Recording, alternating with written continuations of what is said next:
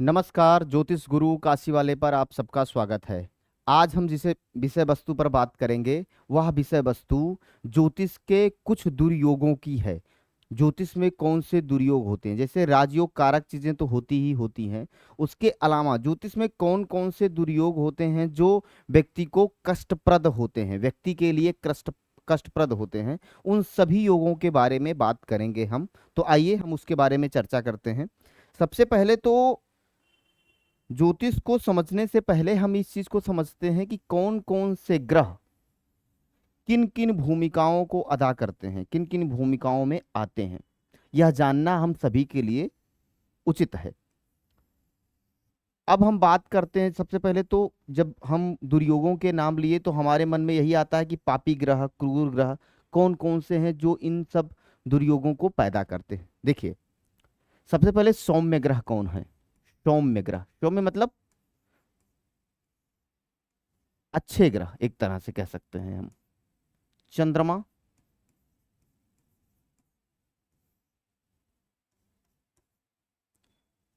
बृहस्पति,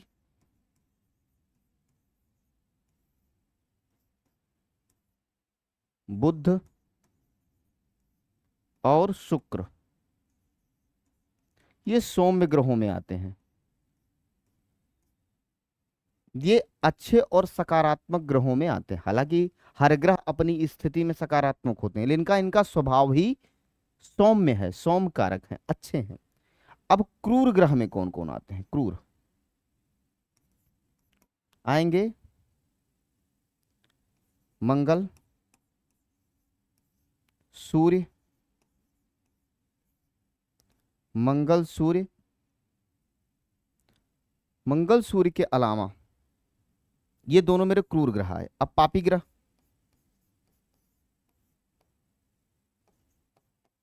राहु, केतु, शनि। ठीक है। तो जब दुर्योग बनेगा तो इनकी भूमिका बढ़ जाती है।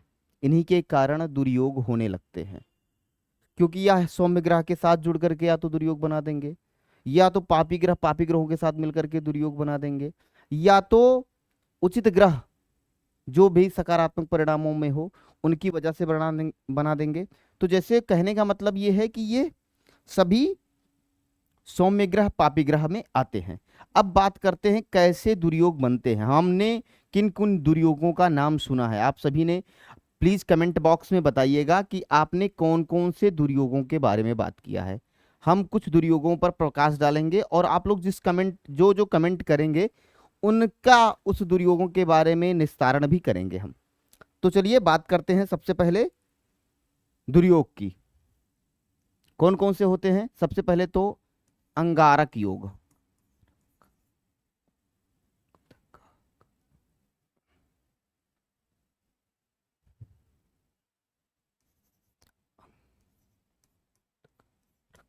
अंगारक योग किससे बनता है। मंगल और राहु। ठीक है, मंगल और राहु। विष योग,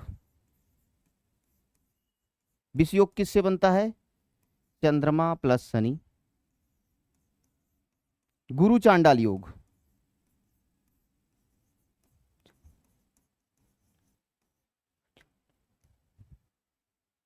गुरु चांडाल,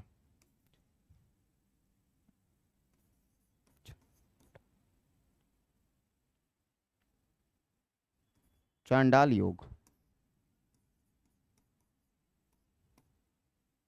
ठीक है, गुरु और राहु। तो कहने का तात्पर्य है शनि राहु, गुरु राहु, मंगल और राहु।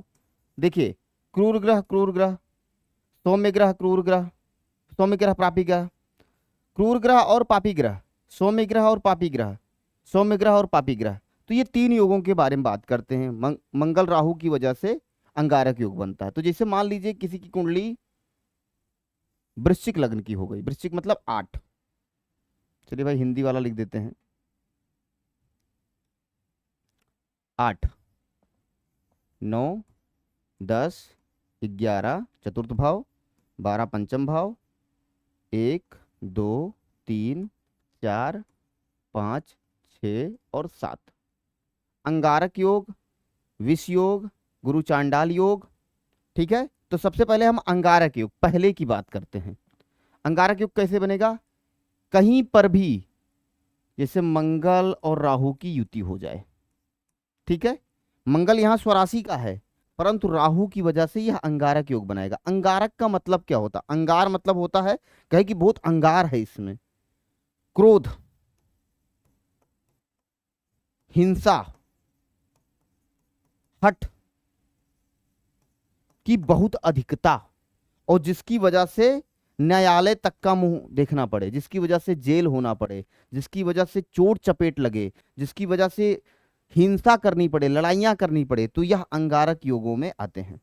मंगल और राहु किसी भी भाव में बैठे हुए हों, ये नहीं मन, किसी भी भाव में बैठे हुए हों, तो यह क्या बनाते हैं? अंगारक योग, कहीं पर भी बैठे हुए हों। अगर मंगल की डिग्री कम है, राहु की डिग्री, यहां राहु नीच का हो गया तो केतु यहां पे आ जाएगा, और इस पर किसी पापी ग्रह की दृष्टि अगर होती है तो अभी अंगारक योग होता है। इस बात का बहुत ध्यान रखिएगा। मंगल अच्छा होते हुए भी यहां निगेटिव परिणाम कारक होने लगता है, सकारात्मक परिणाम कारक नहीं होता है, नकारात्मक परिणाम कारक होने लगता है। तो कहने का तात्पर्य यह है कि मंगल और राहु की भूमिका अंगारक योग बनाती है जन्मांक में। इस बात का बहुत ध्यान रखिएगा। कहां पे? जन्मांक में, लग्न कुंडली में, इसको हम लोग लग्न भी बोलते हैं, लग्न कुंडली में। ठीक है, लग्न कुंडली में, लग्न कुंडली, जन्मांक कुंडली में मंगल और राहु कहीं पर भी किसी भी भाव में बैठे हैं तो अंगारक योग बनता है। अब दूसरे विषय वस्तु पर बात करते हैं कि मंगल और राहु के बाद जो हमने दूसरी चीजें रखी थी, विष योग रखा था। विष योग, ये क्या है? ये सभी दुर्योग हैं। तो विष योग कैसे बनता है? चंद्रमा और शनि, चंद्रमा और शनि की स्थिति किसी भी भाव में हो जाए तो विष योग बनता है। अब कहेंगे ये फल कैसे करता है? विष योग मतलब चंद्रमा खराब हो गया, शनि की अधिकता हो गई, या शनि खराब हो गया, चंद्रमा की चीजें गड़बड़ हो गई, तो हालांकि दोनों कहीं ना जब बैठेंगे तो विष योग बनेगा। विष योग मानसिक रोग का कारण बनता है, मानसिक रोग का कारण बनता है। मानसिक रोग की चीजें बढ़ जाती हैं। जैसे मान लीजिए किसी की कुंडली लग्न में या किसी भी जगह पर अगर शुभ ग्रहों की दृष्टि हो गई तो उसमें न्यूनता आएगी, और अगर उस दशा में उनकी न्यूनता आएगी, मान लीजिए यहां चंद्रमा, ये कुंभ लग्न की कुंडली हुई, जब हम 97-98 की कुंडली देखते हैं तो शनि मेष राशि का और यहीं चंद्रमा बैठ जाए तो शनि तो खराब खराब हुआ ही, चंद्रमा भी खराब हो गया। ऐसे व्यक्ति मानसिक रोगों से संबंधित चीजों को लेकर के सकारात्मक नहीं होते हैं, मानसिक रोगों को लेकर के दिक्कतें आती हैं उनको। वह मना स्थिति में बहुत कम बोलने वाले, बहुत कम कहने वाले, ऐसी स्थिति चंद्रमा और शनि से बनती है। तो मानसिक रोग, विष योग किससे बनता है? केंद्र में कहीं पर भी, ये बहुत साधारण साधारण नियम है। मैंने क्या कहा? लग्न, ये लग्न कुंडली में, लग्न कुंडली में कहीं पर भी मंगल राहु जो मैंने कहा, चंद्रमा शनि जो मैंने कहा, और एक कहूंगा मैं गुरु और राहु। ठीक है, ये योग कहीं पर भी बनते हैं तो ये योग क्या होंगे? ये योग होंगे सब दुर्योगों में आएंगे। गुरु चांडाल योग, विष योग, अंगारक योग। तो चंद्रमा और शनि किसी भी भाव में चंद्र कुंडली से भी या लग्न कुंडली से भी, चंद्र कुंडली से भी प्रभावित करेंगे, लग्न कुंडली से भी प्रभावित करेंगे। चंद्र कुंडली मतलब राशि से।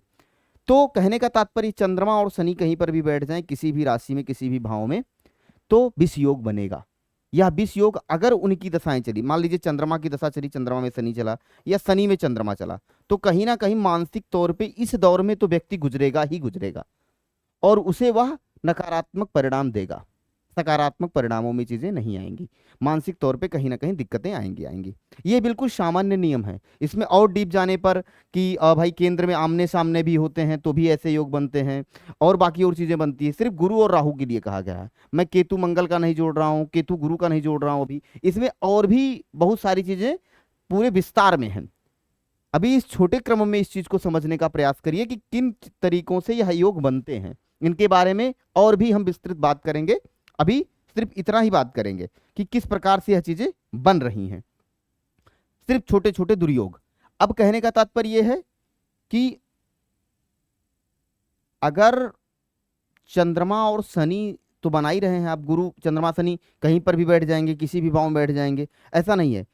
पूरे द्वादश भावों में मंगल और राहु कहीं पर भी बैठे तो अंगारक योग, चंद्रमा और शनि कहीं पर भी बैठे तो विष योग, और गुरु और राहु, गुरु और राहु कहीं पर भी बैठते हैं तो गुरु चंडाल योग। जैसे मान लीजिए गुरु यहाँ बैठ गया, राहु यहाँ बैठ गया, गुरु यहाँ बैठ गया, राहु यहाँ बैठ गया, गुरु यहाँ बैठ गया, राहु यहाँ बैठ गया, तो कहने मतलब गुरु चंडाल योग। जिसकी डिग्री अधिक हो रही है, अंश में मान अधिक हो रहा, उसका प्रभाव भी अधिक हो जाएगा। कभी कभी क्या होता है कि आत्मकारक होकर के, क्योंकि भाई क्या होता है आत्मकारक, जिसकी डिग्री अधिक हो जाए वह आत्मकारक हो जाता है जन्मांक कुंडली में, तो होगा क्या, उसका प्रभाव अगर वो आत्मकारक होगा, जैसे मान लीजिए राहु आत्मकारक होकर के बैठा हुआ है, वो उसके साथ गुरु बैठ गया, तो कहीं ना कहीं गुरु उससे पीड़ित होगा, कहीं ना कहीं गुरु उससे लाभ नहीं पाएगा, नुकसानदेह हो जाएगा, और गुरुजनों से संबंध अच्छे ना होना, बड़ों जनों से चीजें सही ना मिलना, यह सारी चीजें कहीं ना कहीं उस व्यक्ति के जीवन काल में आने लगती हैं, कालखंड में आने लगती हैं। तो जैसे मैंने कहा कि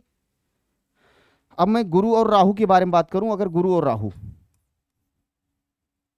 मंगल और राहु, चंद्रमा और शनि, ये विष योग, मंगल और राहु अंगारक योग, और यह गुरु चंडाल योग, यह तीन दुर्योग तो आपको बिल्कुल सामान्यतः आनी ही चाहिए।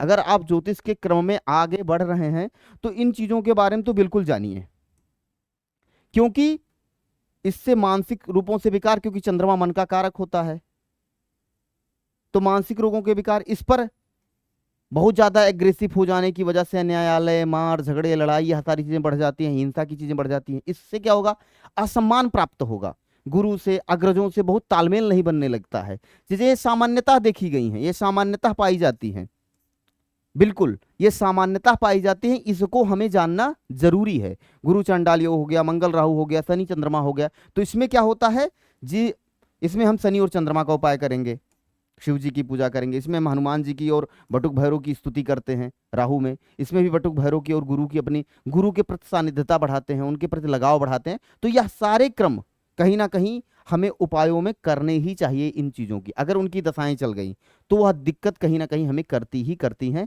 उनकी चीजें दशाओं में आती हैं। जैसे चंद्रमा की महादशा 10 साल, शनि की 19 साल। अब इन दशाओं में भाई शनि की महादशा में कहीं ना कहीं चंद्रमा तो मुलाकात होगी ही, उसकी महादशा में अंतर्दशाएं आएंगी, चंद्रमा की महादशा में शनि की अंतर्दशाएं आएंगी, तो वो कहीं ना कहीं हमारे प्रति कुछ ना कुछ निगेटिव परिणाम, नकारात्मक परिणाम देने का प्रयास करते हैं वह ग्रह, और किसी न किसी व्यक्ति के रूप में, किसी न किसी घटना के रूप में वह हमारे जीवन काल में आते ही आते हैं। आज के लिए बस इतना ही, बाकी और क्रमों के लिए हम आगे बढ़ेंगे। नमस्कार।